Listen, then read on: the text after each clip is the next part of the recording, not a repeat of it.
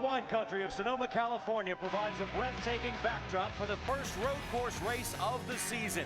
It is time for right turns on the left coast as we have a big change in scenery for NASCAR Sprint Cup Series. Infineon Raceway separates the contenders from the pretenders, and Tony Stewart is one of the best in the business on the road course. He comes in as your points leader.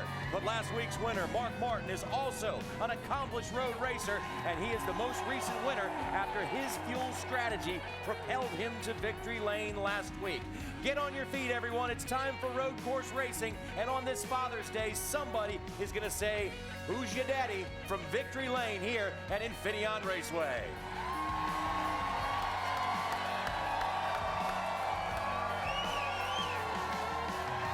Hello, everyone, and welcome to NASCAR Race Day, built by the Home Depot from here in the Sonoma Valley. I'm John Roberts, alongside of Jimmy Spencer, and sitting in for Kenny Wallace today, it's Hermie Sadler. Great to be here, man. What a great place to be. Beautiful weather. We've had a great week so far. A lot of action on the race course already, and we haven't even started racing yet. It's going to be a big day because at road course racing, everything is different. The pit strategy is different. We go to the left. We go to the right. We've got a softer tire compound this weekend. It's faster, but will it last for those guys that try to stretch that fuel mileage? But what I'm really looking forward to, Spence, the double file restarts, shootout style. Could be a big change, a game changer today, Spence.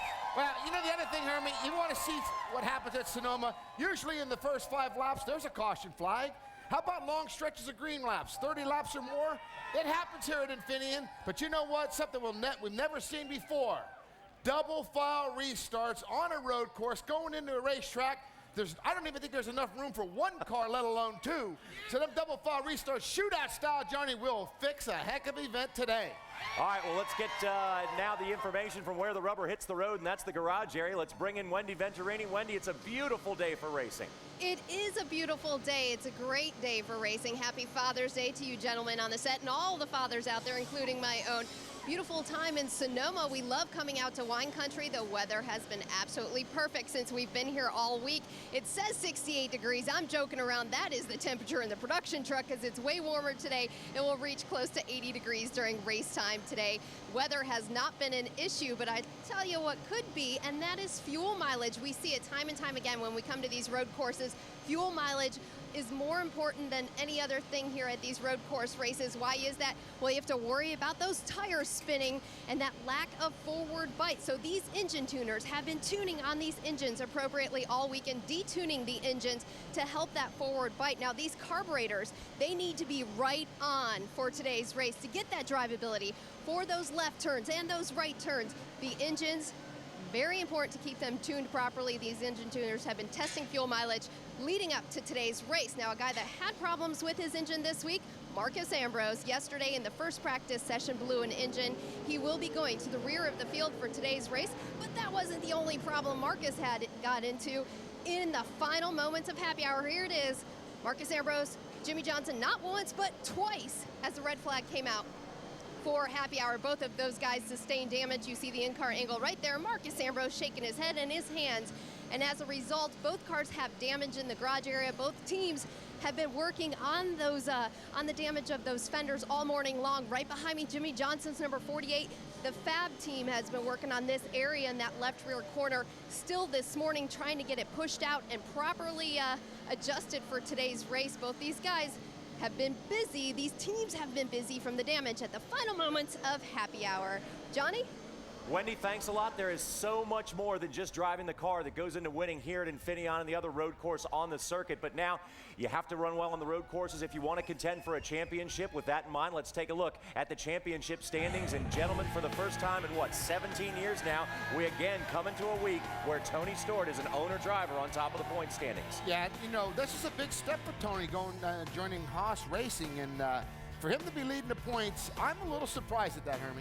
Well, and the good thing about these guys are in the top 4 or 5, they're very solid in the points, so they can take chances and try to get those victories, because what they're looking for now is those 10 bonus points when we start this chase. With 11 races to go, there are no guarantees, but it looks like these guys are in pretty good position to make this chase. And look at this, guys. Roush Racing. Here it Carl sitting 6th and Biffle sitting 7th. in pretty good shape, but at the bottom you see that, no wins. That's rare for Roush at this time of the year. This is the tightest points battle we've ever had concerning the 12th position since the chase format was implemented. And Hermie Sadler, there's some guys knocking on the door. It really is. If you look at Jeff Burton, he's in 12th right now, but what concerns you is he hadn't been as consistent recently as he has been in past years. David Rudiman only 3 points out. What can he do today? But I'm looking at the 14th place guy, Juan Pablo Montoya. Good opportunity for him, Jimmy. And you know who surprised me? Clint Boyer this year. He was second in the points. What a strong run. Now he's sitting back 100 points out of this top 12. What a streak there of 8 or 10 races. Really, the Richard Childress team needs to get some work done. There's simply not much room in the top 12, and if you don't well, it's going to be a very volatile race today, because if you don't do well here, you can pretty much seal your fate. And sometimes we forget about how quickly this season is moving on. But Jimmy, after today, only 10 races to go for these guys to lock in, so you can't wait. You've got to get it done starting today. And we saw that on Victory Lane where Mark Martin at Darlington goes, where am I at in the points, guys? And then last week, Mark Martin wins again and jumps from 13th to 8th. Don't think these drivers aren't concerned about being in this top 12, because that's the bottom line. If you're not in the top 12, you ain't got a shot at that Sprint Cup championship, baby. And also, you don't have a lot of people coming around to talk to you either. No. It's all about the chase. Forget about 10 races to go. But today, it's all about road course racing. When we come back, we're going to tell you exactly what you need to be a good road course racer. And also, we're going to have a very touching tribute to one racing father.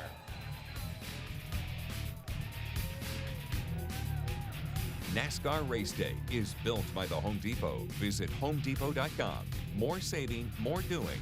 That's the power of the Home Depot. Brought to you in part by Advance Auto Parts. Keep the wheels turning. And by the Harley-Davidson Super Ride.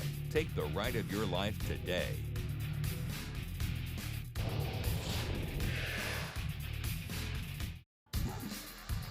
Welcome back, everyone, to Infineon Raceway on a beautiful day in California's Sonoma Valley, and this is one of the only racetracks in the world where whining is actually encouraged. Joey Logano went for a wild ride yesterday already, but he's showing promise on the road courses, and David Rudiman is one of those guys in the hot seat on the outside looking in of the top 12. Jeff Gordon is the undisputed king of the road with 9 road course wins, 5 of them here at Sonoma. So drivers, there is nobody better to ride around this place other than Jeff Gordon. And most of all, he's got the most laps led here. So here he is taking us into turn 1 underneath the bridge. Very critical part of the racetrack. Heavy braking, uphill, and they slip off track right here, Hermie, heading into 2. There's a good passing zone right there in turn 2. Up the hill, headed down to 3 and 3A. And Jeff Gordon, very important to get to that, get right position off the corner to not hurt your speed here, Jimmy. Yeah, you know, Hermie, this is critical right here. As you're heading down the hill, look at this. Hard braking, hard right-hander, heading into turn 7. Some 70 feet drop from the top of that hill to this corner, and this is another passing zone. A lot of elevation changes, and right here in turn 7, not only important to get into this corner, but you got to get off this corner good, because a quiet part of this racetrack is very important is these S's. You can gain or lose a lot of speed here, Jimmy. Yeah, we've seen so many guys run off here, and you hear part throttling right there. Listen to Kenny. Shifting. Very, very fastest part of the racetrack right here. Jeff Gordon back down early, heading into turn 10. Hard right-hander. We see all the guys running into them. Well, not all the guys. A lot of guys running into the corner here. But here's where Marcus Ambrose got into Jimmy Johnson. I think this is the most critical part of the racetrack, this turn right here, this hard right-hander. It's the slowest corner of the racetrack, Jimmy, but a lot of passing goes on right there. So very important. And you can really mess up as a driver, like you said, Jimmy. If you make a mistake somewhere, trying to overdrive to make it up somewhere else, you can really compound your problems. And you know what, fans? Did you notice how wide this track was? We won't have no problems today with double file shootout style. I sense a hint of sarcasm there. Oh, I love it. I can't There is wait. not much real estate out there at all. No, there's not a lot of room for error. I can't wait to see these drivers 2x2. Look at this. Here it is, 2x2, the original start. Now, this is the start of the race. We surely see everybody shooting for single row starts, Hermie, and that's not going to happen. But every time at a restart, there will be double file. Well, it's no clear-cut decision what's the best line to be in, Jimmy, because turn 1, you go to the left. Turn 2, you back to the right. Then you go back to the left again, and then back to the right again. So it's no clear-cut positive line to choose. That's always been the problem that I had here. I always thought, man, I'm used to turning left, left, left. Now, once they got me turning right, it would confuse me. But you don't confuse easily, do you? Well, I think I went to the wine country, drank too much wine. You know how it is. It happens. It happens out here a lot, but that's one of the reasons we love coming out here so much. Now, there are differences in drivers' styles. Some drivers love the road courses, some don't. But depending on who you are, what makes a good road course racer is control and patience. It's hard to say what the particular skill set is, but there's a lot of things to it with the techniques of shifting and downshifting. Putting together a series of corners, looking far enough ahead. I also think the vision from driving on an oval versus a road course is much different. On an oval, you've got a lot of room to maneuver and you're more worried about momentum. Where on a road course, you have to be very precise and look where you want to put the car and place it there. I think just experience, really. You know, my background is, sports car racing, for BMW for 13 years, a lot of Ford stuff. So I think that's why I can come here and kind of be a little bit competitive compared to going to, a short track like Bristol or, well, Daytona we've been pretty competitive too, but, that's basically it, just experience. The difference on a road course is you're so much busier. You've got lefts and rights and medium speed, slow speed, fast corners. There are first gear corners, third gear corners, second gear corners. So you're busy with your feet trying to make sure that you go from the gear you have to the gear you need. And it's a lot of fun. To be honest with you, a good road course racer just comes from getting time, getting seat time behind the wheel and learning braking points and being able to get into the corners well and still get good forward bite up off the corners, being patient sometimes, not trying to be too aggressive and making dumb moves and getting yourself off course. And boy, that's what I agree with Kyle Busch. When I came here in racing, I've had some success here. I learned from Boris Said and Ron Fellows.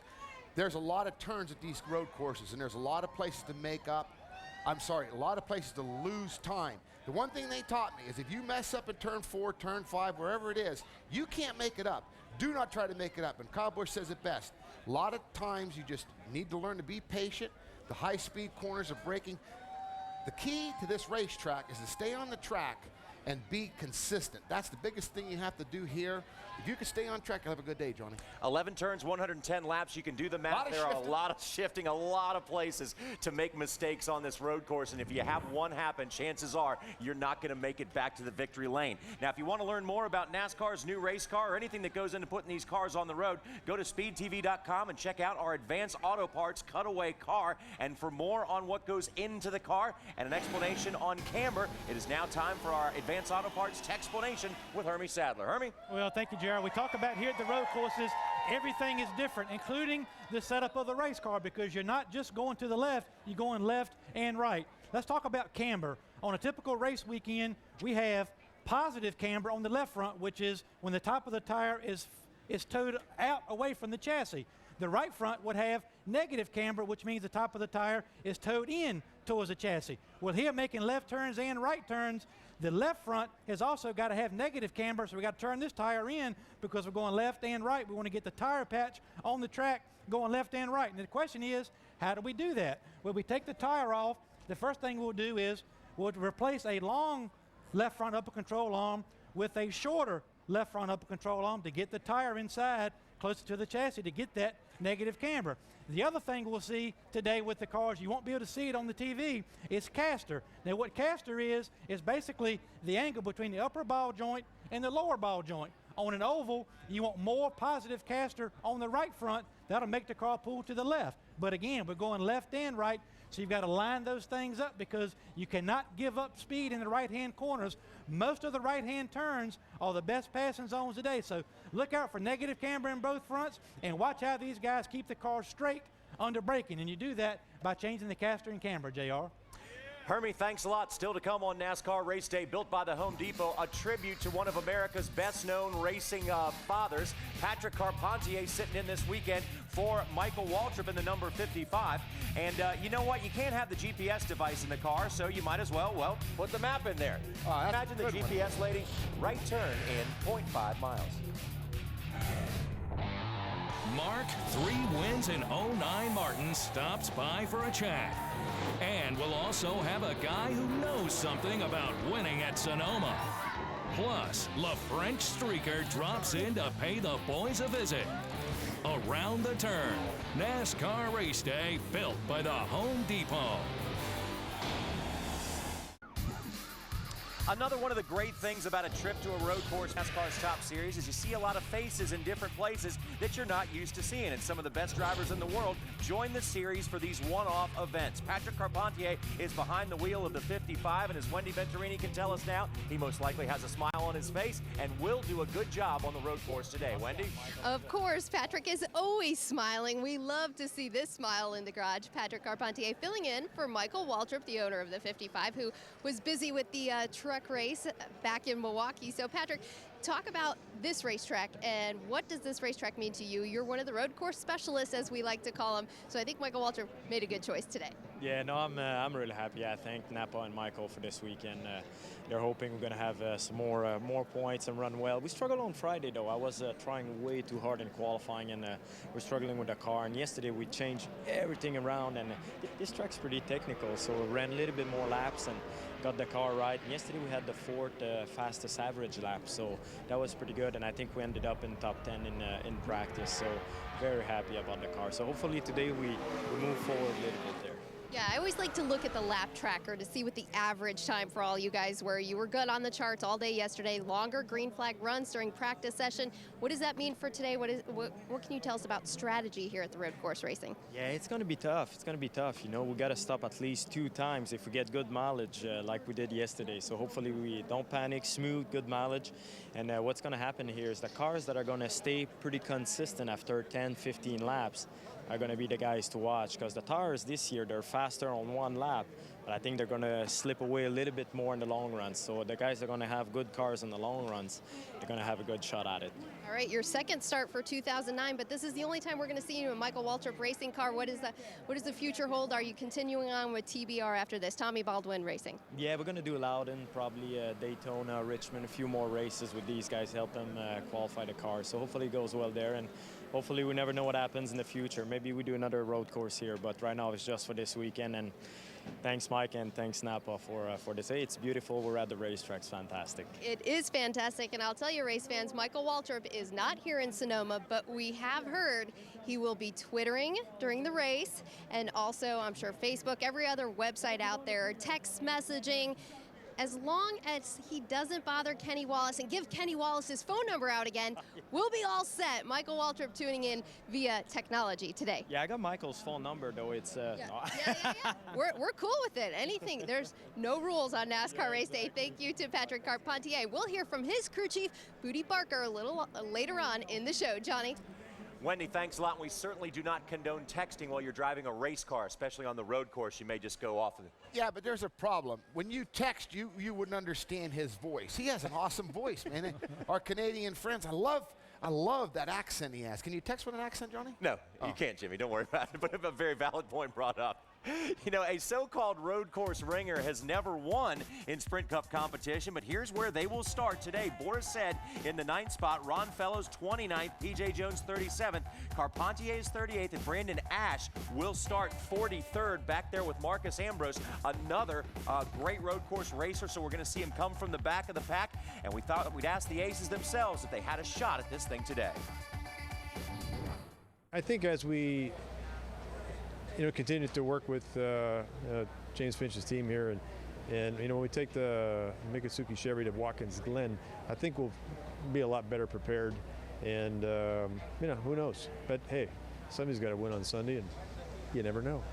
I wish I could go get some advice from Tony Stewart or Jeff Gordon or somebody like that, because to me those are the real road course guys. Those guys are amazing drivers in anything they get in on any kind of track, any kind of surface. So I mean, that's what I look at and kind of study.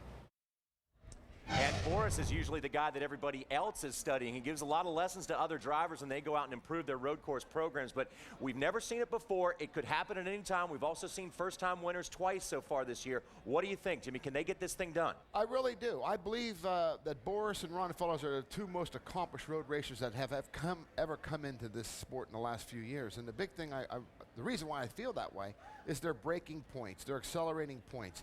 Saving tires. These guys are very good on endurance runs. And I think that you heard Patrick say about, I had a really good average for 4 laps. That's the key. I think these guys can shine today. And you know what? They have nothing to lose. Let's face it. I want to see Fellows or Boris get up there and start mixing it up. You know what? One of these guys slow down a little bit too much, getting away. Kick him out of the way, man. Let's go. Well, I think they have an opportunity to shine maybe, but I disagree. I don't think they can win, and it's just because, number one, you made a good point, JR.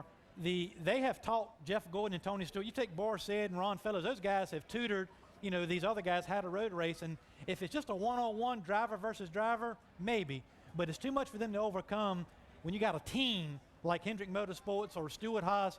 I mean, I just don't think they have enough with these small, you know, teams that don't run every week. I don't think they can overcome that in one race. And also, these guys had to come in as go-or-go-homer cars, several of them, and they had to get the cars qualified that way as well. Let's take a look at back there in the top 35 area, see who's in and who's out, because you can also have a devastating result today and end up on the outside of the top 35. Well, the big thing here is that I can remember Scott Speed say the top 35 don't mean a whole lot. Well, you know what? He went home again because of it. And there he is sitting 36th in owners' points, home in North Carolina today. Actually, Scott Speed, though, made a deal with Joe Nemechek to ride the 87 today, so Scott Speed will be out there on the racetrack, but he only has an opportunity just to get his driver points and not his owner points. And another guy who is off to a bad weekend after having great results at this track over his career is David Gilliland. He's on the outside looking in, and he's standing by with Wendy.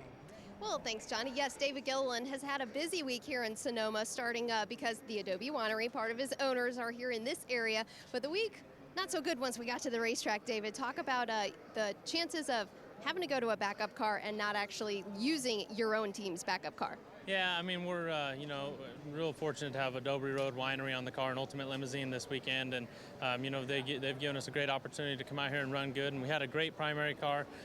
You know, obviously we had a mishap there in practice yesterday that made us not be able to use that. So we got a backup car from, we're leasing a car from Truex and DEI. The one car, which is a twin to the car, our primary car. We bought it from them. So, you know, the bad luck that we had yesterday, everything since then has been great, and everything's really been going in our favor. And I feel like we're gonna have a great chance to have a great run today. All right, and just to clarify, it's Martin Truex backup, but no laps on this car for you because they did not give you any chance to get into it during happy hour. So when the green flag drops, it's going to be your first lap in that car, correct? Yeah, it is, but you know, like I said, it's the same as, really close to the same as our car we had, and the first lap that we went on the track in our other car, we were really fast and got right up to speed. So I feel really confident. It's got the same brake system, same everything, same geometry as our car we had. So I have a lot of confidence going into the race. Martin's ran the car and had some great results with it. So you know, we're excited. Just you know, we have a little further to go today, but last year we started 33rd, I think, and finished second. So you know, we know what we got to do. This track has a lot of good memories for you, for your family. You've had a lot of success here. What does that give you for your confidence level going into today's race? Yeah, I have a lot of confidence coming back here. You know, we got a lot of friends and family here, a lot of good support here. TRG Motorsports, their headquarters was actually here at the track for many years, and they just moved. They're about 10 miles up the road. So a lot of stuff real close to here that you know, makes it extra special for us to come here. And we have had some good success, and I have a lot of confidence going into the race today. All right, good luck to David Gilliland. Johnny, we were chatting about double file restarts. That's a hot topic in the garage. We're going to talk more later on in NASCAR Race Day about what these drivers think about the double file restarts and what could happen today here in Sonoma. Now, Wendy, did David say shootout style? Shootout style. He did not say shootout style. We have to add a nickel every time. It's double file restarts, shootout style. All right, thanks a lot, Wendy. You know, usually the only question of color out here in wine country is red or white, but in this case, Rutledge Wood went out looking once again for the most colorful fan of NASCAR for M&M's. So for this week's most colorful fan in NASCAR, I'm pretty sure Ryan found these guys from afar. Oh, Rutledge, we got Gary and Sue, and they really know how to get colorful. Gary, you've got gigantic numbers painted on the hillside here. How did you guys come up with this? It's been a team effort, years of development. We all meet here once a year. And you bring all these crazy people behind you with you? Every one of them. Check out the hillside. If you see a legion of crazy people and huge numbers painted on the hill, it's Gary and Sue. Come say hi. For those of you who couldn't make it here to Sonoma, make sure you register at NASCAR.com/most colorful fan for your chance to be M&M's most colorful fan of NASCAR winner. On the site, you can vote for your favorites, play the instant win game, and upload your own colorful photos for the chance to win a trip to the final race of the season at Homestead, Miami, where M&M's will crown the most colorful fan of NASCAR. So who will we crown the king of the road today? Stay with us. Much more NASCAR Race Day, built by the Home Depot, coming your way from wine country out in Sonoma, and that is the car that made it to victory lane last year. Has it been 20 years already? Time sure does fly. We'll take you through the twists and turns of wine country's pride and joy, and make a few stops along the way. Straight ahead, NASCAR Race Day built by the Home Depot.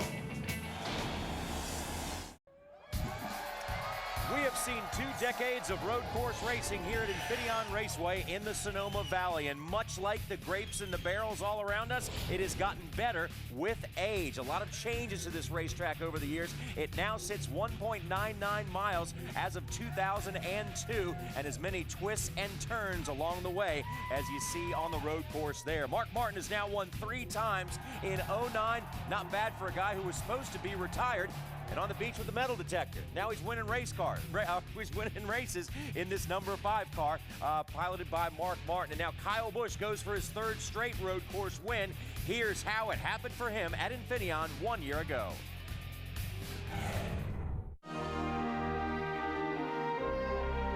You can start to see the first of the many vineyards that seemingly stretch endlessly for here. And today, these drivers will try to squeeze everything out of their cars, much like these vintners do, to make their product today.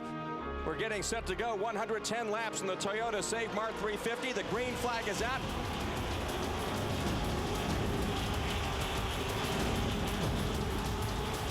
Robbie Gordon has really been making the moves, Doug. He's trying to make all of the passes he can going down into turn number 11. Clear by 2, Rob. Take care of your stuff. I'm going so slow, it's ridiculous.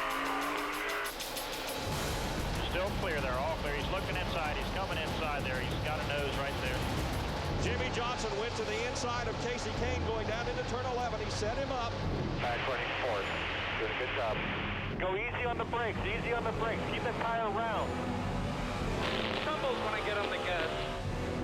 10-4 on the carburation, dude. You're only a couple tenths off the leader. You're doing a good job.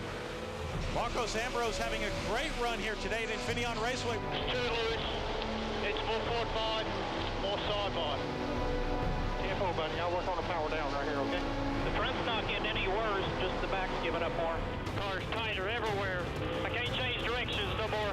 Easy here. Come on. Stay low and dig. Stay low and dig. Stay low and dig. Come on. 18's beside you. This is the point in the race where it sucks. Just nothing right now. It's a drag race. I haven't seen this before, but beautiful job by Gilliland. He takes the 3rd spot. I was impressed with that 38. He actually had more left than I thought he did. That's it. I'm going to tell you what.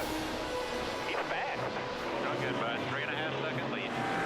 We've got a car spinning off course, and that is the Marcos Ambrose machine. 21 finally got it. Yeah, he deserved it, probably. When he hit me, I broke the gearbox. All right. Well, yeah, we're done.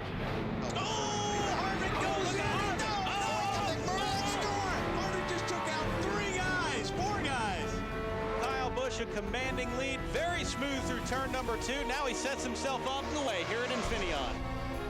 All right, white flag right here. Driving away there, bud. Kyle Busch started 30th. He leads the most laps, and he will win the Toyota Save Mart 350. You boys are number 1. Good job, guys. Everybody on this race team way to rebound from a bad start of a weekend.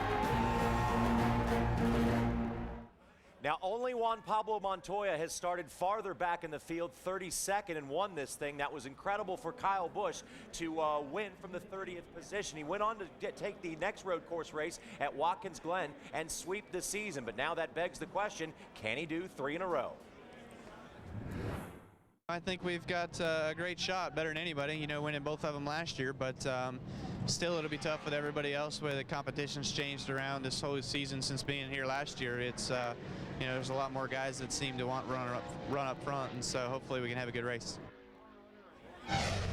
Sometimes that's all you can hope for on the road course is just to have a good race. He can do it. I will tell you one thing. The fans love this guy, Kyle Busch. The reason why he's a winner. What'd you say? Oh, I mean, I love Kyle Busch because I love M&Ms. But you know what, Hermie, he can do it. There's no question in my mind. This guy has no fear in his body. This guy will go high, low. It doesn't matter. I remember the Sprint All-Star race this year. It was one of the best I've ever seen.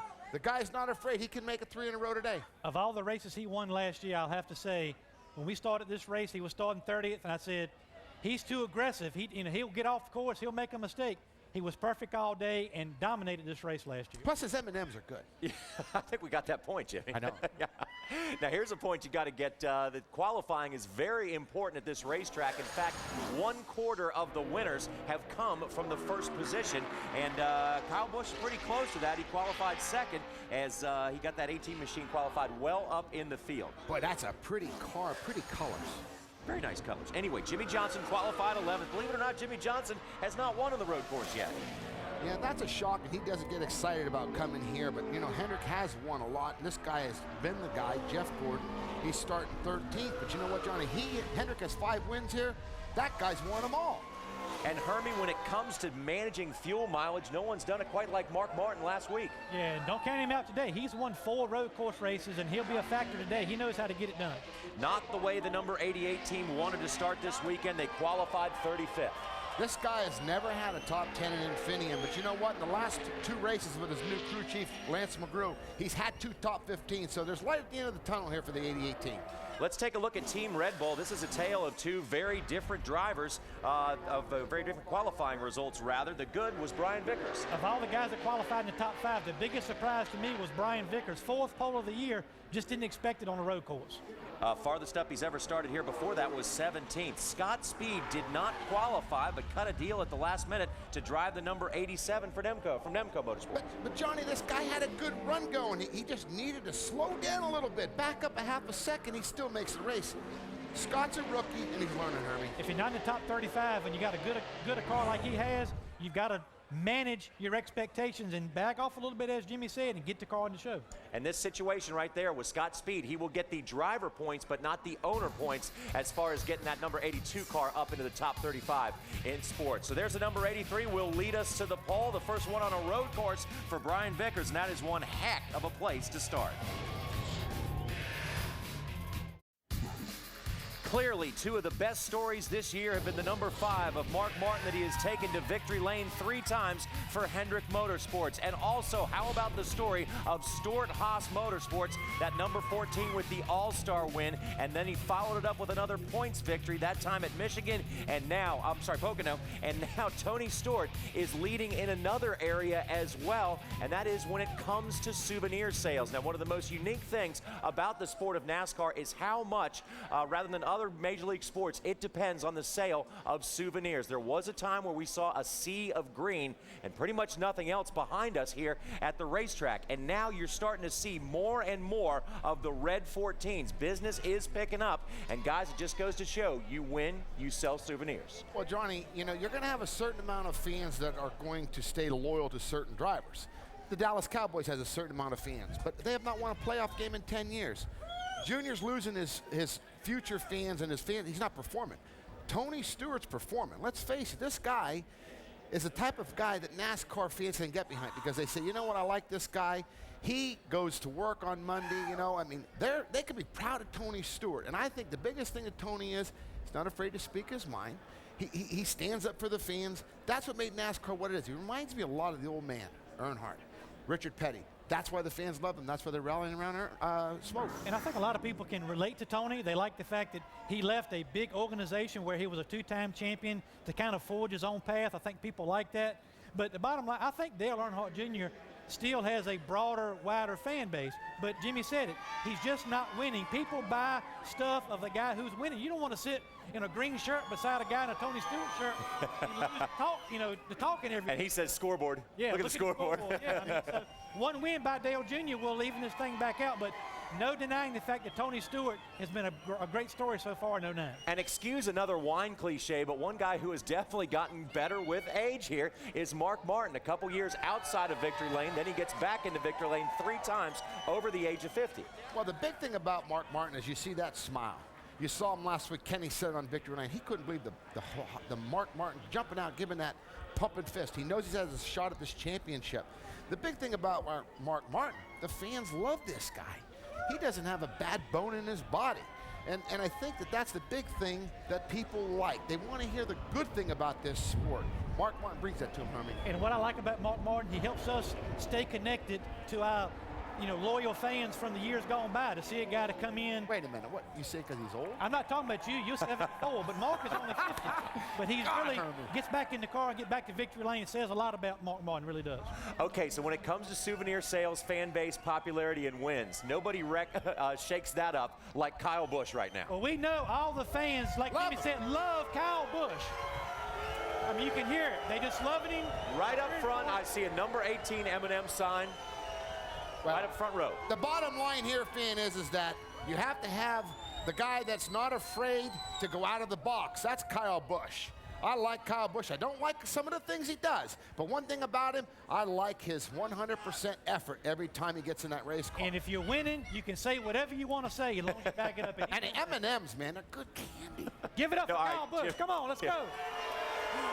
Except Jimmy doesn't fit into that thing. If he's winning, we're still not going to let him say anything he wants to say. We still have a lot more NASCAR Race Day built by the Home Depot coming your way from wine country in California. And race fans, make sure your heart is on track. Visit CheeriosRacing.com and you'll get a great heart-healthy tip and $4 in coupons from Cheerios. You'll also be entered for a chance to be one of 3,300 lucky fans to get their name on the number 33 Cheerios race car this July 11th.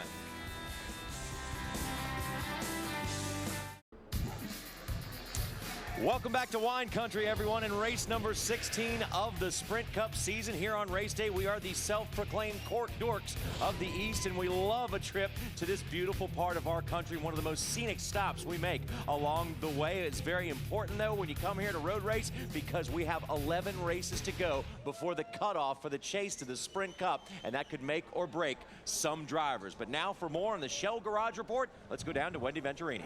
11 races to go to that chase cutoff. That's nothing. We're getting closer and closer. Tony Stewart still finds himself the points leader for the third week in a row. Of course, he's great at these road courses, has 2 wins here at Infineon Raceway, starts 4th today, and he talked about taking his chances of gaining some bonus points today. We have a little bit of flexibility to try to, if we have to take a chance and take a gamble to win the race to get those 10 extra bonus points for the chase, we have that flexibility at this point of the season to do so. But for the most part, you still go about it business as usual. And as we move through the top 3 guys in points, second still remains Jeff Gordon with a little slight lead over Jimmy Johnson, who's in third. Now, Jeff Gordon's biggest concern today, he's always good at road courses, but it is his back issues and the physical demands of turning left and right today in Sonoma. Well, I mean, this is definitely a track that's been on my radar to have concerns about.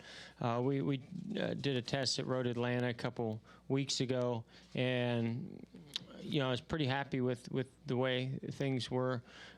I actually had some issues shifting, which on like upshifting, which I was surprised about, and come to find out that transmission that we had to change what we call the D10 in it that creates a little bit more friction as you pull it into gear, and it really locks it in gear a little bit better.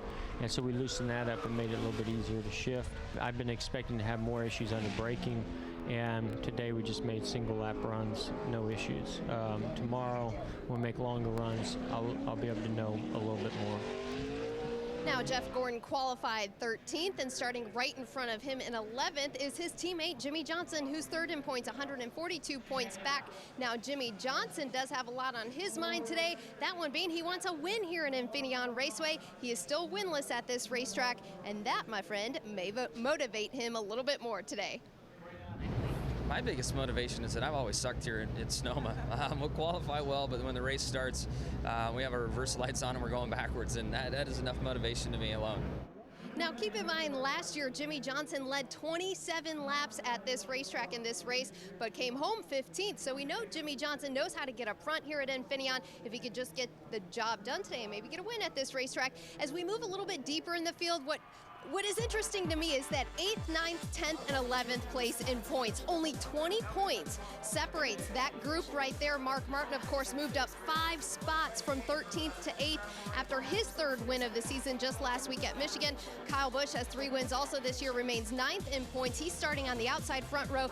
Denny Hamlin moved up 2 spots after a good week at Michigan, and Matt Kenseth went down on the elevator 3 spots. So some concerns with Matt Kenseth. Now the battle for 12th is really heating up. Jeff Burton still remains in the top 12. However, David Rudiman is on the outside looking in now. David Rudiman only 3 points out of that top 12.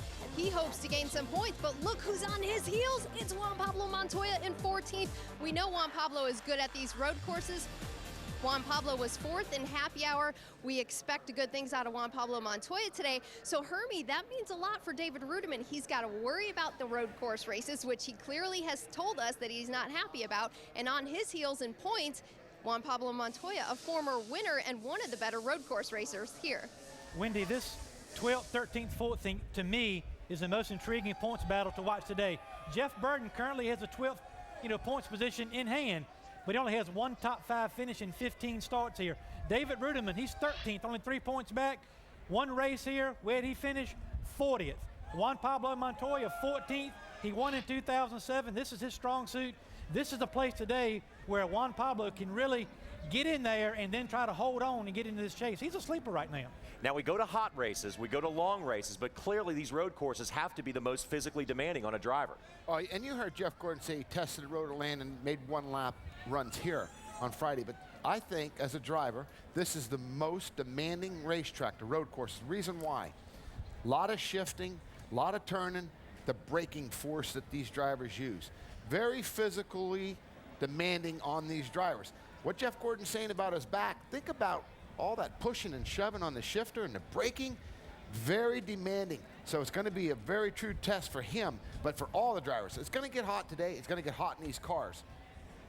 Tough day for some of them, John. All right, so you got to be in shape, and I don't think you can start. You could have started it last week. You need to do it over the course of the season to have the physical ability to drive these cars. Look at the koala bear on Marcus Ambrose's car. That's just cute.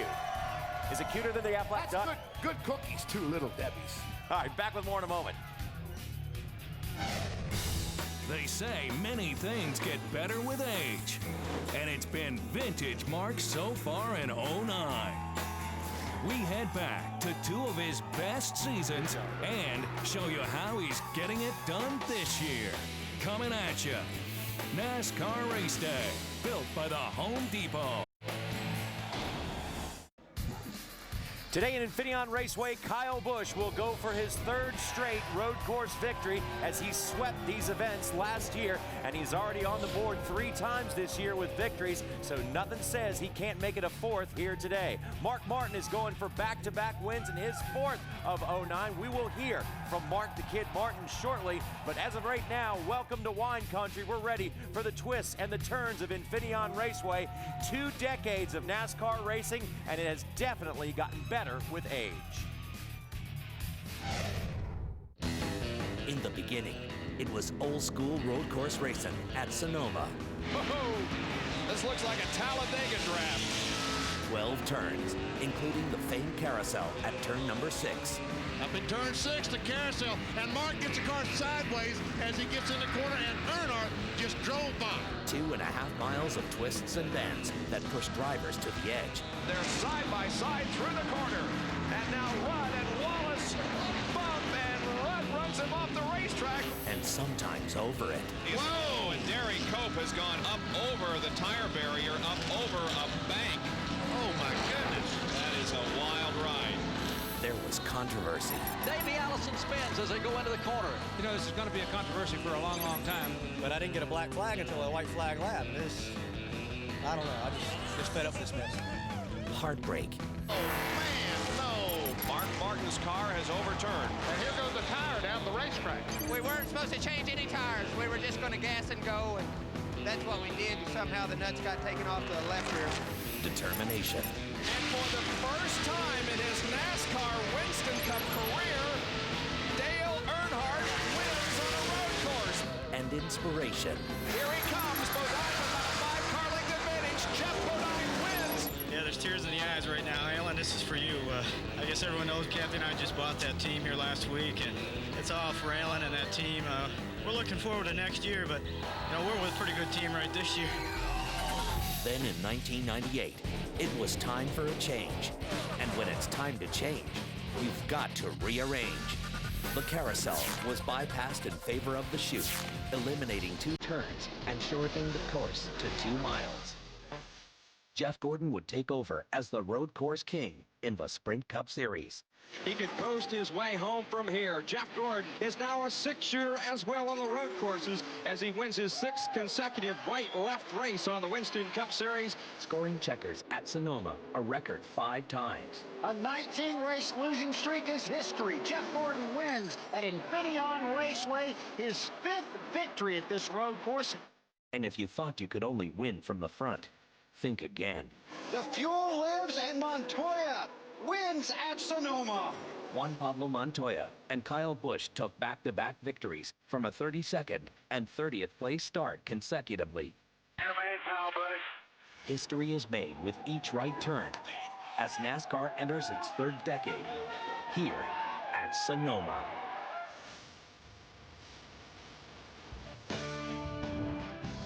When you win at the road course, you definitely join a very elite group. The first race winner here was Ricky Rudd back in 1989. There's been 12 different winners here at this racetrack. And of course, Hendrick Motorsports leads with 5 wins, all of those coming from Jeff Gordon. And the worst starting position of a race winner was 32nd by Juan Pablo Montoya. Now, we say how important it is to start up front here with how many pole sitters have won this race. But also, you look at Kyle Busch, started 30th last year. Juan Pablo, 32nd. Anything can and will happen. Yeah, the big thing that I like about the road courses is you do not know what to expect. Is it going to be gas mileage? Do you run off the track? You saw Mark Martin over break right there in that old carousel. The thing about road course racing, Hermie, you never can plan it. That's what I like about this type. It really is. If you look back at these highlights, you know, talking about Jeff Gordon, 5 wins, they were all with the old car. It's time for Hendrick Motorsports with this new car to get it figured out on the road course. We'll see if they do it today. All right, things change over time, so now we have a new race car for this racetrack. Now, if you're a cork dork like many of us, you know that you get the good stuff in Napa Valley when it comes to wine. But also, Booty Barker gives us the Napa good stuff as he makes the decision, red or white. Oh, I want this. Here at Sonoma this weekend, we're faced with many choices we usually don't get to make on an oval. For instance, the leader really has to be cognizant of his decision whether to start on the inside or outside here, since he's turning left or right. Also, from a crew chief's perspective, well, do I want to go for forward bite to get it off the corner, or do I want to keep the car stable for speed? Depends on the driver. Also, as an engine man, do I want to go for fuel economy because it can be decided at this race, or do I want to go for all the power we can to make sure we get around the track? And most places, we just choose the biggest gear we can, and we live with it. But here, we have multiple choices we can use to tailor to whatever we need. Also, pit road. It's very long and crooked here, so you might want to choose to come in on the beginning of it, might get in the middle so it's nice and clean, or maybe on exit and take a chance if you got plenty of fuel. But of all the choices you have to make this weekend, one of the most critical, and what it boils down to really is, whether white or red. And around here, that is the Napa good stuff. All right, Booty, thanks a lot. Always entertaining. What do you think, Jimmy, red or white? Napa Auto Parts, Napa Valley. Hey, man, that's pretty cool. Red or white? It depends on the meal. I like Booty because I can understand what he's saying. He's on top of it. You can translate Booty Barker for us. It's at Central Virginia. Now, don't forget, folks, we still got a lot of truck racing to go this year, and you can see it all on speed. Next Saturday, the NASCAR Camping World Truck Series trades paint in Memphis as Matt Kraft and Ron Hornaday and Mike Skinner battle for the championship lead. Who will sing the sweet song of victory in Graceland? Next Saturday, it comes your way at 5:30 Eastern Time. About the only thing fast as jets on the racetrack recently has been Mark the Kid Martin from Batesville, Arkansas. And as a father, Mark Martin wanted to take some time off of racing to spend it with his son Matt and his racing career. When Matt decided not to race anymore as a racer, the competitive fire still burned inside of Mark Martin. With one more win this season, Mark the Kid Martin will equal the number of wins he had way back in 1997. Coincidentally enough, 2 of those wins in 97 are the race we just ran, which he just won. Jimmy Johnson not a factor. Mark Martin's catching Greg Biffle. Biffle's out of gas. Here comes Martin to the bottom of the racetrack. And today's race on the winding hilly road course in wine country. Flashback to August of 1997 at Michigan International, where Martin took his number 6 Valvoline Ford to victory lane. But it wasn't without some help. And Martin is losing. He must have a flat tire or something. Left rear tire is flat. Martin was down 2 laps early in the race due to tire problems, and without teammate Jeff Burton allowing him twice to get those laps back, he might not have had a chance. The caution is out. The leader's so slow. Here comes Jimmy Spencer. He's going to make a lap up. Here comes Mark Martin to get by and get his second lap back. Mark Martin is now back in the lead lap. He led a race-high 102 laps that day on his way to Checkers.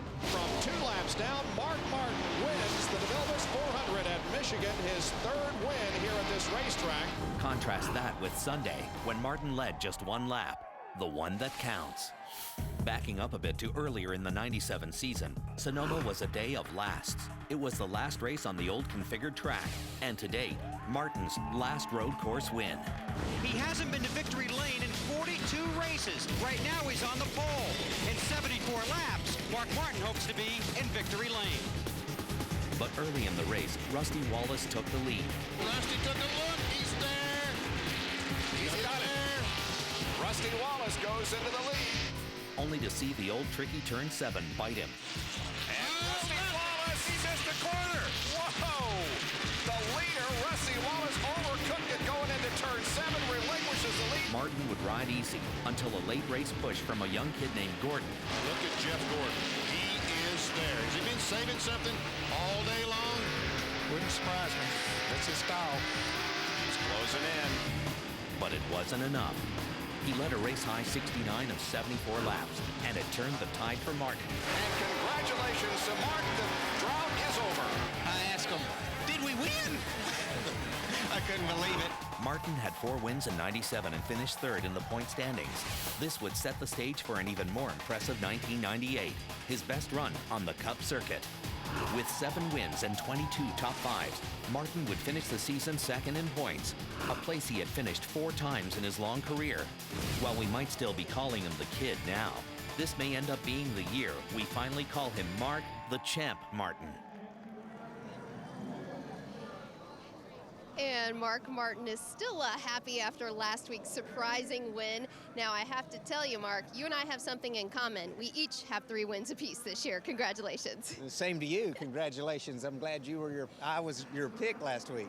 It was a surprise, and that we take our fantasy picks seriously. You guys take winning races serious here at the 5 team because you're getting closer and closer, moved up a bunch in points, and that means 10 more bonus points in the big picture when we have that chase cut off. Well, we're looking good on bonus points. We just have to make sure we make the cut. You know, we're still right there on the bubble. One bad race could put us outside looking in again. So, you know, we have great performance. We had a really, really awesome team, and we just have to go out every week and be consistent now and try to not have failures or brain fade or something like that, and just keep coming. The race team's really strong. Alan and everybody on the race team are just doing a great job, and we keep getting to know each other better, and I think we keep doing better, running better.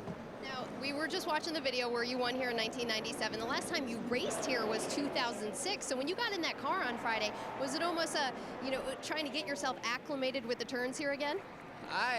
Be honest with you, I haven't experienced the kind of pressure that I put on myself here Friday. That was hell day for me. I'd been dreading it for about a month.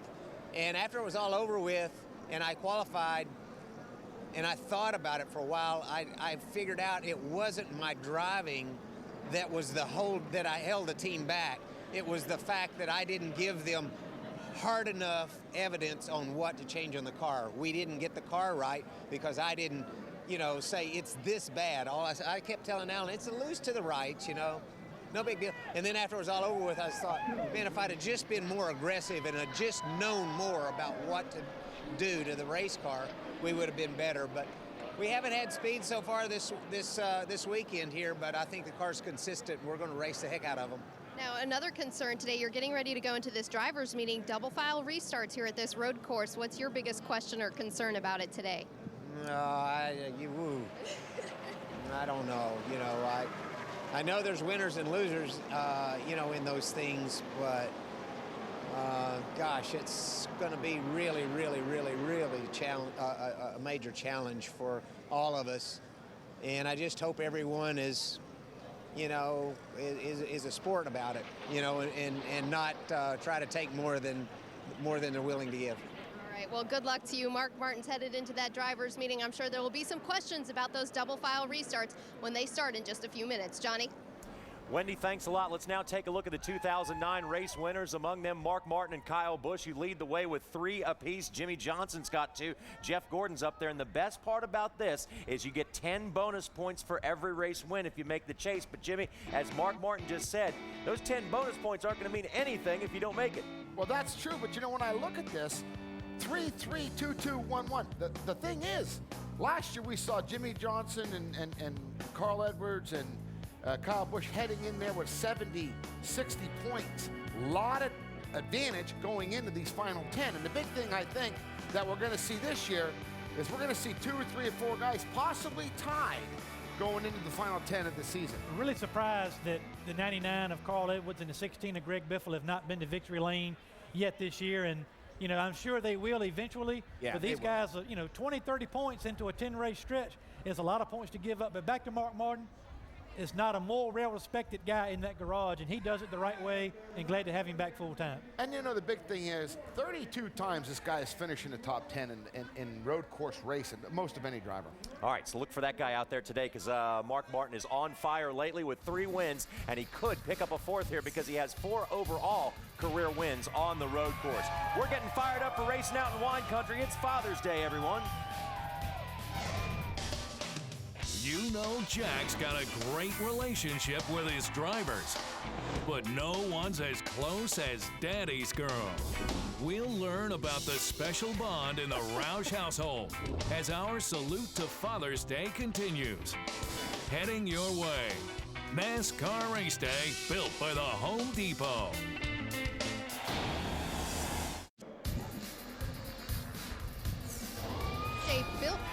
Welcome back to NASCAR Race Day, built by the Home Depot here at Infineon Raceway, where the fans at the stage. Happy Father's Day signs everywhere out there, and also here in the garage area we've seen. So happy Father's Day to all the viewers out there, including our own production staff here at Speed. And as we are joined by one of those guys in the garage that always has his son with him, we want to get a racing question in first with Gil Martin. Now, Gil, when we come to Infineon, there's a lot of strategies. We've talked about fuel mileage and how to get the best out of your race car. How do you compromise that strategy with your horsepower, your fuel mileage, and making the driver happy? I mean, you pretty well got to make the commitment on the first pit stop. The first pit stop's going to be the whole key to everything because you want to stop as early as you can, but if you stop too early and you can't make it on one more stop after that, you don't want to push that button and tell the driver you got to come twice more, I promise. Well, good thing for you. You have your son here week in and week out, well, when he's not busy with school. So Ford joins us, and he's pretty much a mainstay in this garage area. How special is it to have your son in the garage quite often? It's tremendous. I look forward to the summer, I think, more than him, just to have him with me at the track, because during the week I don't get a chance to see him that much. So the weekends we make the most of it. We leave the track in any part of the country we may be in. There's no telling what we may be doing that week. So he keeps me pretty young. We might be bungee jumping or go-kart racing or whatever else. So he keeps all the guys, you know, straight in the trailer. So I'm glad to have him with me. Now, Ford, the 13-year-old crew member, the youngest crew member, and I'll tell you, Ford is always dressed just like his dad, and this week you even have your braces, red and yellow, to match your uniform. How cool is it to travel with your dad? You're much like I was at your age, traveling with my family on the circuit, just taking it all in like a sponge. It's really cool coming with my dad at the racetrack, so I get to spend time with them, and the weeks I don't get to come to the racetrack. I'm seeing my friends outside with their dads, and I'm inside watching the race, watching him on TV. So it's really cool just coming to the racetrack, spending time with them, and it's once-in-a-lifetime chance to come sit on the pit box and watch the race. Now, race fans, he is so well-spoken, he's so well-versed, Ford, that he has his own radio show on Sirius Satellite. So what is your analysis of today's race? Give us your professional breakdown, Ford. I got to hear it. What's your outlook for today? Well, on the morning drive, I picked Jeff Gordon to win and Robbie Gordon as my dark horse because I was the last one to pick, so I could have. I thought that was a good pick, and well, Bagley and Pete Pistone reset the schedule, and they made me the half schedule winner of the schedule, so I won half of it, but they're resetting all the points of the weekend. So right now I'm first. We're all tied now, so it stinks right now that I'm not going to be in first anymore and with all 4 wins. Because out of the 15 races, I picked 7 winners, right. Well, I'll tell you, you take your fantasy picks as serious as I take mine, and we have just as much complication going on with our fantasy picks. I'm leading right now. I have 3 wins this season, so I'm happy with it. Happy to see you guys here. Ford, glad to see you on this Father's Day weekend with your dad, Gil. Good luck today out there, and I know you guys are going to head into the driver's meeting. You're going to take good notes, Ford, aren't you? Ford, he says he has to. It's part of his job here on the crew.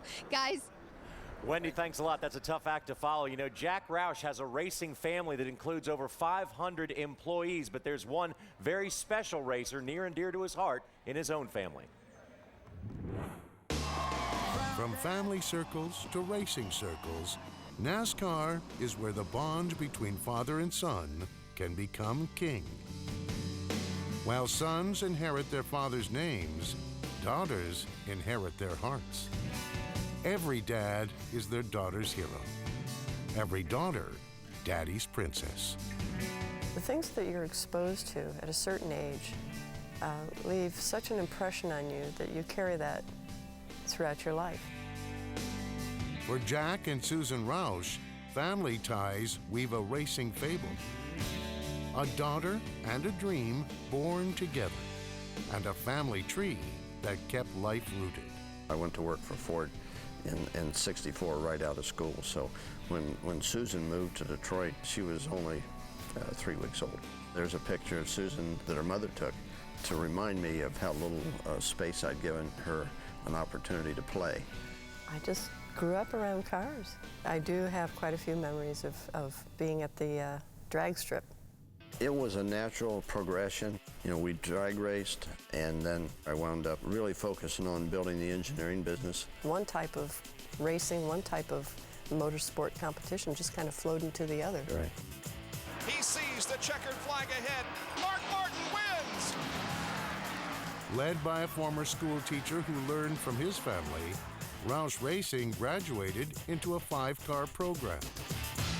And all the ideas and all the innovations that Roush has, it's just unbelievable. He has it all orchestrated into one big company. It's just a great thing. For the Roush family, the sky was the limit. Then, the heavens fell. April 19th, 2002 was my 60th birthday, and it was a weekend when we had the race at Talladega. I actually flew with the P-51 Mustang, flew it to the race. They had an airport in Troy, Alabama, and said, we'll have a little air show for ourselves on the field here. We'll cook some steaks and celebrate your birthday. As it turned out, they had an airplane that I knew about, something called an Aircam, which was a small experimental airplane with an open cockpit. They said, Jack, we'd like for you to go for riding this. So I got in the airplane and flew off, and there was a bass lake. And I got to the end of the lake, pitched up to pull back around and go to the airport, and there was some high-tension wires. Jack's tiny plane was snared. Racing dreams and flying machines fell in pieces to the ground. The water was about 4.5 foot deep, and I was trapped underwater. And Marine Sergeant Major Larry Hicks was close by and saw what had happened and came out and got me out of the water before I perished. I was on life support for about a week. Emotions aside, because when you live through something like that, you know, it's...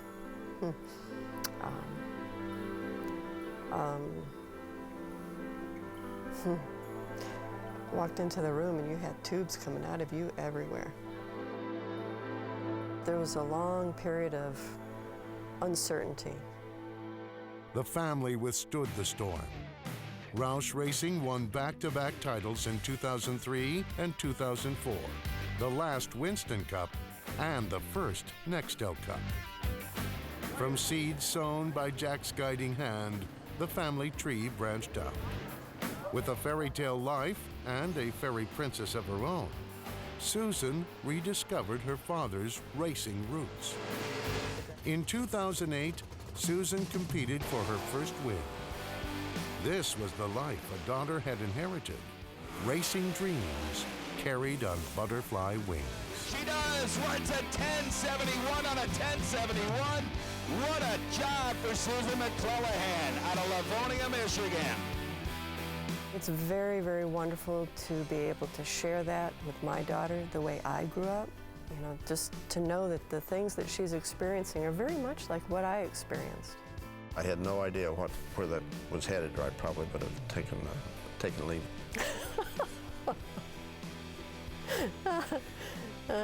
I think it's too late for deniability.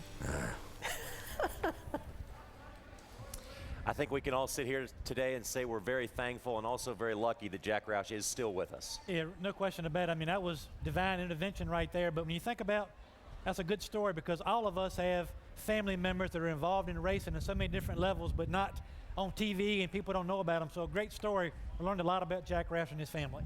Most of all to me, there's nothing more important in the United States. There's nothing more important in the world than your family. And you see that with Susan and Jack. And I wouldn't have made it in racing without my father. I love him to death. He's home watching us on TV. But you know what, guys?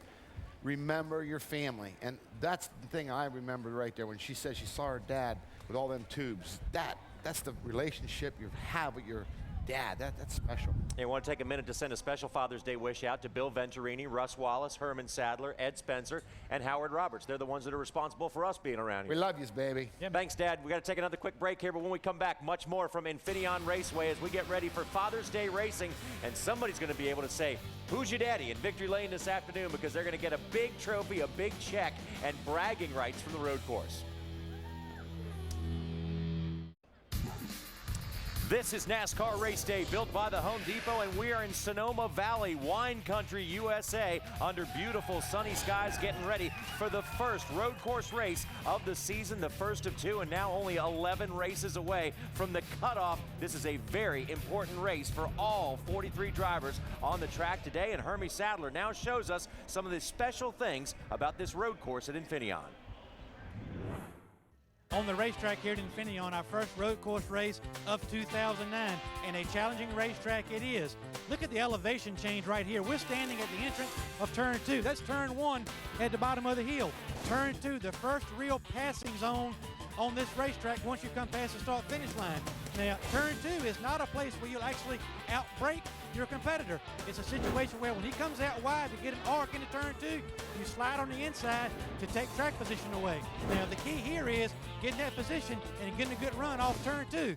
The next place we'll look at coming up now is turn 4. But look at the downhill elevation change coming from turn 3A down to turn 4. Now, heavy braking into this corner, and that's what you want to try to do. Get down to the inside, outbrake your competitor, and beat him to right here to the center of this corner. They'll have the right side tires going across the curbing right here to get straightened out. Now, look, important to get back in line, though, because you have a wall and a tire barrier coming off turn 4, so a good place to make a pass, but you better be back in line, single file, on the exit of turn 4. The next passing opportunity down here in turn 7, you can see again downhill elevation change into turn 7. You want to outbrake the competitor, get in, make the pass right here on the inside of this corner. It's important, however, when you exit turn 7 to have a good line back to make that next left you see ahead of us, because that leads us into the S's. A lot of speed can be gained or lost in the S's, and your exit from turn 7 is a big key in how you get through the next part of the racetrack. You come off turn 10, you come down to turn 11, the slowest part of the racetrack, a hairpin turn to the right, but the biggest passing zone of this racetrack. Heavy braking into the corner. What you want to do is get the guy in front of you to try to peek up in the rearview mirror to see where you're at. You want to sneak to the inside, outbrake him, make the hairpin corner to the right, and clear him before you get back to the start-finish line. A slow part of the racetrack, but a lot of action. You want to watch it today. Final note before we go, look at the entrance to pit road. Different than every other oval we go to, exit off to the left, something different for the drivers to deal with, but getting on pit road is very important here at Infineon. Hermie, thanks a lot, and just some of the different things about this racetrack that makes it so unique and so unusual. But now let's take a look at just how tight this road course is. And when you start talking about double file restarts, shootout style, you see how dangerous they're going to be. And you know, Hermie, you brought a point up going up this hill, but it's so frigging narrow right here, and it's off camber.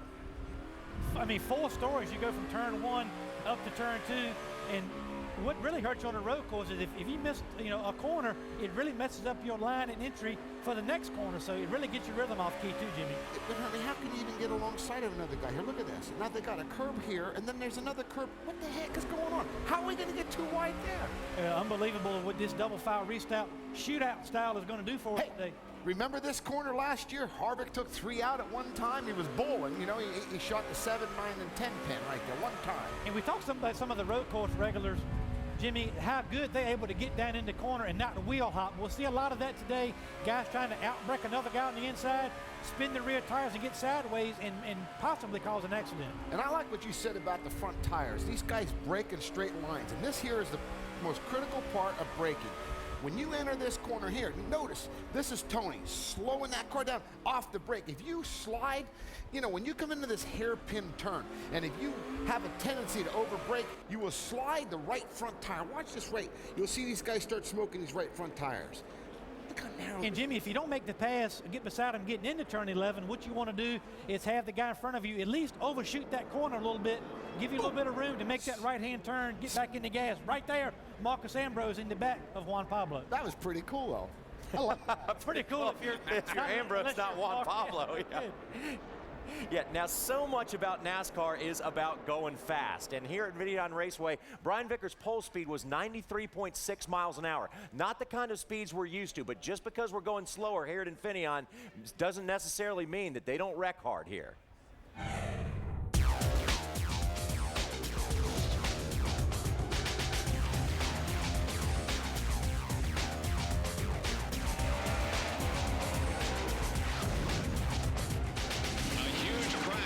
Sears Point. Whoa, and Derek Cope has gone up over the tire barrier. John Krebs. Oh, John Krebs goes, wow. Oh, yeah. Out through there in front of Derek Cope. That's unbelievable. It really is. That was 2 wild rides. Steve Clark into the tires, up and over completely in the air. Boom, back on his wheel. Like those guys at the X Games, the way they do those skates. Oh, another car up on the wall here. It's Ken Schrader. Looks like the one car. Oh, he stays on the roof. Yeah. Looks like he's pulling him out. Feet first. Oh, man. All right. There he is. Wow. Hung the right rear in the slick stuff. She started coming around, just held on. I knew it wasn't going to get pretty.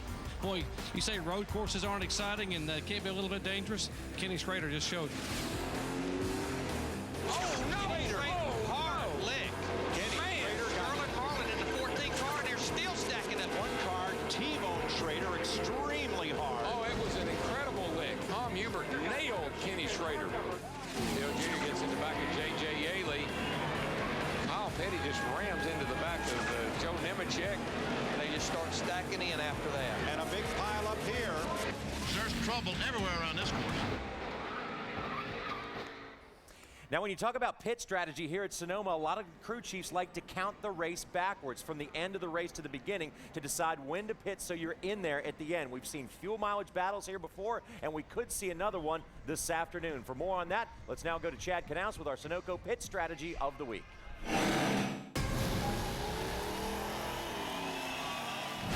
Okay, guys, here's the deal. This weekend in Sonoma, it's all going to be about strategy and a little bit of chance. Now, Larry Mack and Kyle and everybody else is going to try to tell you exactly how things happen. Well, I'm going to tell you from a crew chief's perspective exactly what's going to happen. We've got 110 laps here for this race. You've got about 40 laps on a Sunoco fuel run. What you want to do is you want to take that 110, subtract that 40, that puts you about 70. That's about the area that you want to make your last pit stop. What people will start to do is figure in some cautions. Typically, you have about 5, maybe 7 cautions in that last 40-lap run. So people actually start to push back that last fuel window to maybe around 66, maybe 68, depending upon how brave you are, and try to make it to the end of the race. The reason you do that is you want to get to pit road early, get your fuel, get your tires, and then not pit again and just stay on the racetrack and hopefully track position gets you a good finish. That's what's going to happen. It's going to be tough to actually call it because a lot of times what happens is right about the time you want to come down pit road, that caution will come out and you'll get stuck and you'll have to pit under caution and lose all that track position to those guys that pit under green. So it's a little bit tricky, but it's going to be a lot of fun to watch. So enjoy the race. Chad, thanks. We will be watching. It's the 5th year for the Sunoco Free Fuel 500 exclusively at Sunoco. It's easy to participate. Visit any participating Sunoco station, pick up a free Sunoco decal, put it in a prominent location on your car, and visit our stations on a regular basis for a chance to be spotted. For more information, visit GoSunoco.com. And another thing about the road course is when you run out of fuel, you can be so far away, and now with the double file restarts, you can absolutely get crushed by running out of fuel. I remember Rusty Wallace running out of fuel here one time, and I don't think he ever made it back. You can't take a chance if you're saying. You have to call a cab? He definitely had to call a cab. You can't take a chance if you're Jeff Burton, if you're Clint Boyer. You know what Hermie said about Rudiman and Juan Pablo. These guys are vying for this top 12. If they take a chance, There will be over 30 cars on the lead lap when we finish this race today. You could go from running in the top 10 to 30th, Hermie. Not a good situation. We saw a lot of guys in practice yesterday actually, taking all the fuel out of the fuel cell, putting a few gallons in, and running the car out on the racetrack, because it's not really all about how much fuel will your cell hold, about 19 gallons. The key is how much of that fuel can you pick up and get to the engine. So these guys were getting it down to the nth degree, because as Jimmy said, if you run out of gas here in the last lap, you can go from 5th to 35th just like that. Yeah, there's the same number of points as any other race to be gained or lost, but the fact is they can go away so quickly if you make a mistake on the road course. Got to take another quick break here on NASCAR Race Day, built by the Home Depot. We're getting closer and closer to green flag time here, and Robbie Gordon could be one of those road course aces that pulls off the upset victory today. How about Maurice?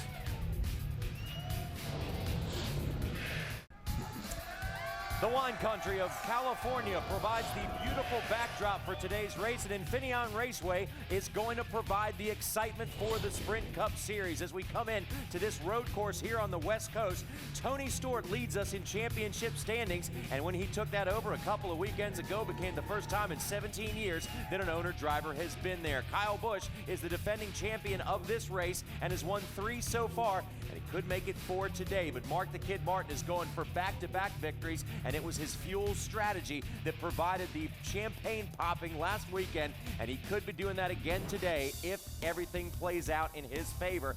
Tony Stewart with the 1 win, Jeff Gordon with 1, Jimmy Johnson with 2. Look pretty good for the chase now with 11 races to go. After 15 of the 36 races, the rest of the field looks like this. Kurt Busch with a win so far, and Ryan Newman, Edwards, and Greg Biffle running for the championship, but no wins so far, and that too could change as well. Here's the tough spot. Denny Hamlin, Matt Kenseth, Jeff Burton, the last guys in right now, but you see they're close. David Rudiman with 1 win so far is only 3 points outside of the top 12, and Juan Pablo Montoya could erase that 43-point deficit here today on a track where he has won at before. And Wendy is also standing by with a very accomplished road course racer in Robbie Gordon, who's got a shot to get another victory today. Wendy?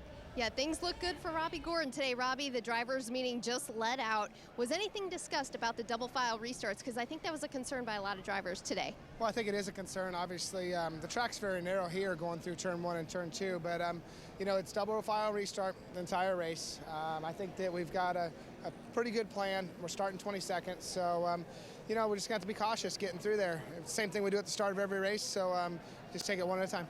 Now, you were 3rd in happy hour, so it looked like you had some long runs that were looking good for your car overall. Are you happy with the way it's set up for today, and what's the big key for a race car today? Well, we were 3rd on the scoreboard chart, but if you look at average laps out there, we were 1st by about 4/10. So we feel like we got a good race car. We didn't qualify as well as we thought we would have come in here. Qualified 22nd, but my guys have built us a beautiful race car, and I think we're very well prepared today. Now, when you look at the owner points, you are inside the top 35. Congratulations on that. How much are you looking at that week in and week out to stay inside that top 35? Well, staying inside the top 35 is not a concern for us. We're 200 points away from 20th, and I think that's our next goal is how do we get to 20th place? And once you get yourself inside 20th, how do you move up from there? But this is a good weekend to score points. We had a good weekend last week in Michigan and finished 3rd at Charlotte. The last month's been pretty good for us. All right, what do you expect out of today's race? Who's the biggest competition out there? We know your car is fast. Well, I come down to the same thing, don't beat yourself, and I think we got to look at ourselves as not beating ourselves, but there is some good cars out there, obviously, and Vickers was pretty good, but he didn't look very good in the long runs. He looked good for 1 lap at a time. So I think, Marcus Ambrose looked pretty strong on the long runs, but he's starting back there with me now. He has to start last. So I think we got a good car, good program, got some good strategy, and I think my crew chief's ready to make some good calls. All right, good luck to Robbie Gordon, who swept the road courses back in 2003. Robbie Gordon knows a thing or two about getting around this place, Johnny.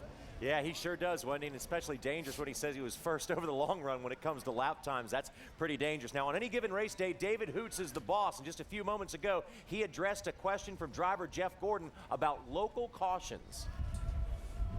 The observers around the racetrack have the ability to display that blue flag if there's something on the surface, if somebody spun, they've got off and they're getting back on and whatever, and then they're calling in it, and then we'll make the judgment on whether to go full course yellow. So it's basically a warning flag that there's something, you're approaching something out on the racetrack. A local caution is just a warning. We'd like for you to go through there and use good judgment, because we don't have the control of the local yellow. It's the observers out on the racetrack. And guys, this is another thing that's different at road course racing than in an oval. At all the oval tracks, the flagman controls the whole racetrack, but here you can have a caution in a specific part of the racetrack. As David Hoot said, somebody slides off the racetrack, is getting his way back on, so they want you to go through that area with caution, then go back hammer down. The only time the full course caution is when the flagman drops it. They can pass when that guy's holding a blue flag. It just depends on the courtesy of the driver. And let's face it, these guys aren't real courteous sometimes. So they'll hold the blue flag and you'll see guys pass them. Yeah. Hey, Jimmy, how would you do that? How would you know that? Hey, Kettle, this is the pot. I never paid attention to it. I just keep racing. Jimmy Spencer's giving us courtesy lessons here. Courtesy, heck, let's get it on. Got to take another quick break here on NASCAR Race Day, built by the Home Depot. We'll be back to wine country in a moment. But first, visit NASCAR.com during today's race for enhanced coverage with Race Buddy. Choose from 6 live camera angles, get up to the minute pit notes, and chat with other race fans, all for free. Check it out at NASCAR.com/RaceBuddy.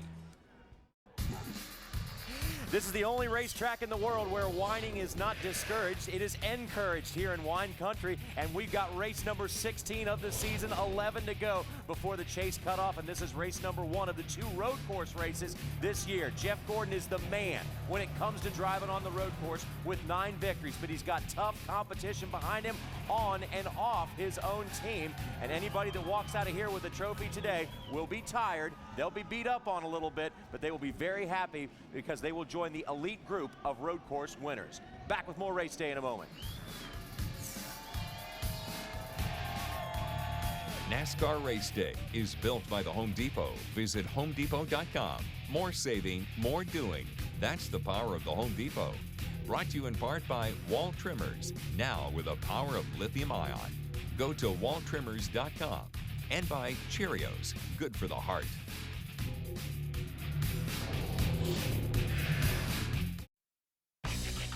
Next week, we switch gears and change coasts as the boys head to the Magic Mile, where Mother Nature handed Kurt a victory last June. Who steps it up this time? Live from Loudon. NASCAR Race Day, built by the Home Depot. Well then, and the race day continues on here at Infineon Raceway. The pole, again, Brian Vickers. We should start calling Brian Vickers the Rocket Man, taking over the new nickname. Congratulations on another pole this season.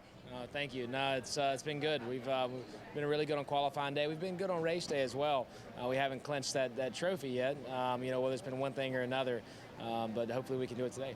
What is your strategy for today? You have the great spot when the green flag drops, the inside, outside, double file restarts. That's the big controversy today. What are your thoughts going into it? I think it could really go either way. The leader has the advantage because he has to be the line first. But either lane could work. I haven't really fully decided. I'm probably thinking of staying where I'm at, but we'll see. And when we look at strategy on the racetrack, a lot of turns out there left or right that you guys aren't used to. How much did you work on practice yesterday, the difference between the horsepower in the race car and getting the car to drive the way you want it to? We really focused on a lot of things. Getting the car to drive well, have a lot of drive off, focused on the right-handers, of course, there's more of them. Also fuel mileage, we want as much power as possible, but fuel mileage is a very important thing here. It typically is a fuel mileage race. I think we have a really good car, and hopefully we can stay up front all day. And it looks like your team has really been on a roll. You guys are really gelling between you, the team, crew chief, everything's coming together this season. How does it make you feel when you get at this point in the season? We're going on to our 16th race. It has to give you a little bit of boost that everything's gelling so well. Yeah, it really does. I feel really good about the team. I think everyone does. We really have a lot of chemistry and communication building, and it's a process. It takes time. It takes years. You see the guys that, the teams that are the best in the sport right now, they've been together for a very, very, very long time, for 5, 10, years, and it takes that. We're still a very young team, but we've come a long ways, and we've still got a lot of growing to do, but I'm very proud of how far we've come.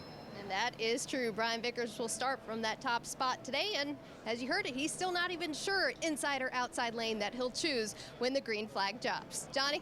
Wendy, thanks a lot. So much to watch this afternoon. Now it's time for us to put our collective money where our collective mouths are. It's time for fantasy picks. And when we take a look at the standings, I want to know what the heck is going on here. Jimmy Spencer used to be like 1,000,000 points behind.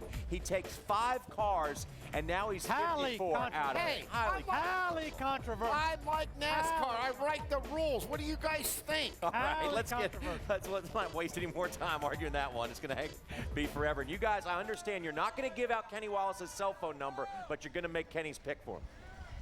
Jimmy, you look good like that. Yeah, you look really good like that. I guess I'll be Kenny Wallace. Kenny Wallace sent me this sign, and he said the reason why he's taking Go Mark the Kid Martin is this reason right here.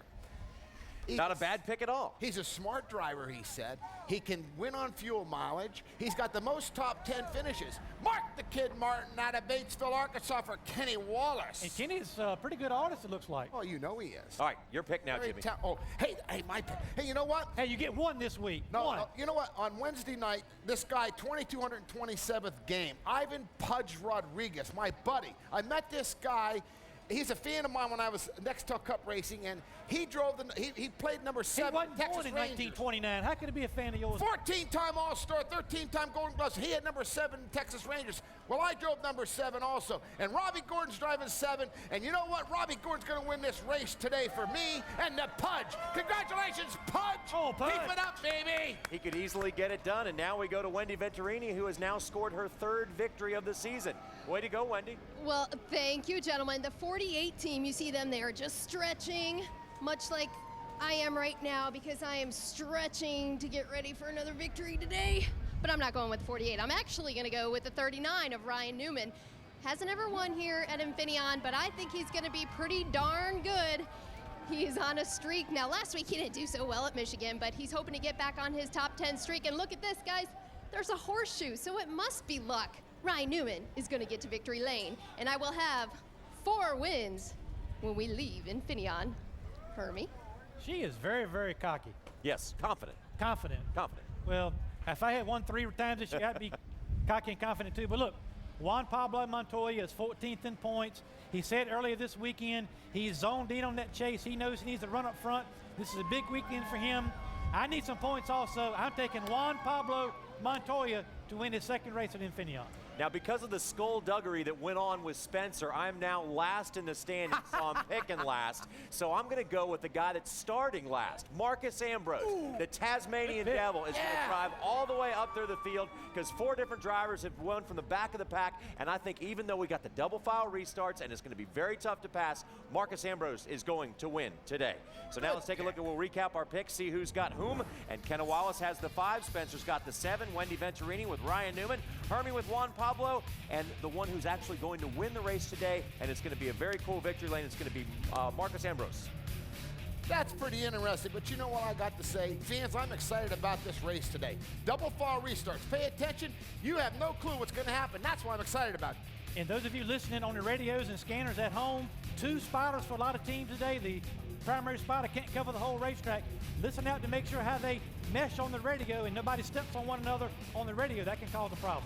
And be sure to join us in Victory Lane tonight because we are liable to see a big shakeup when it comes to championship points, maybe at the top or maybe back in the 12th to 13th position because there are points to be lost and gained around every corner here at the road course in Sonoma. I want to say a special thank you to the folks at Infineon Raceway for being so hospitable and welcoming us in this weekend, and we can't wait for 350 kilometers of racing on the road course today. So long, everybody.